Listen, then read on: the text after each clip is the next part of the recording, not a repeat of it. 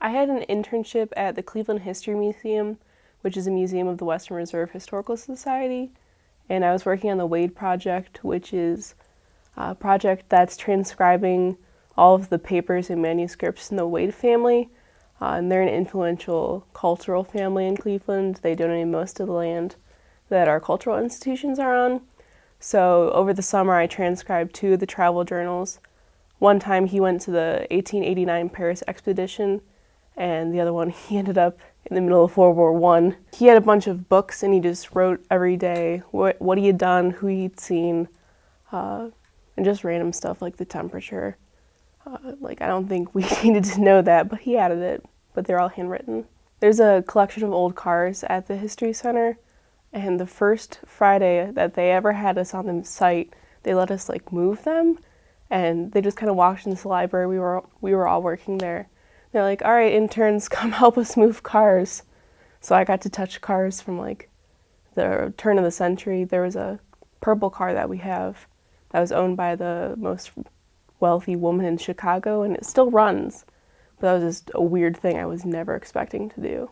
We're working on creating a digital copy of everything so that if someone ever does research on the Wades, it's easily accessible online. A lot of work went into it. I think I worked with Dr. Walsh, my advisor, for maybe 4 months working on my proposal and figuring out what I wanted to do and just making sure that my proposal was as best as it could be. So that part was difficult, and then I just had to wait.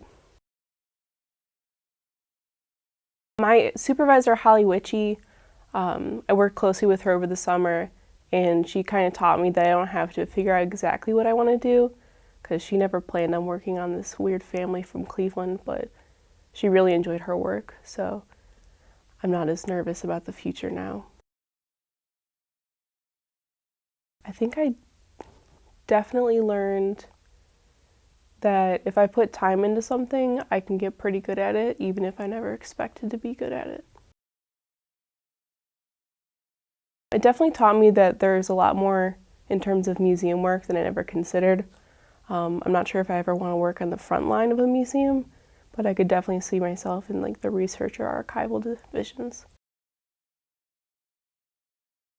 I would never have been able to do this internship without the support from the center, because I'd be worried about making enough money over the summer to support me throughout the year.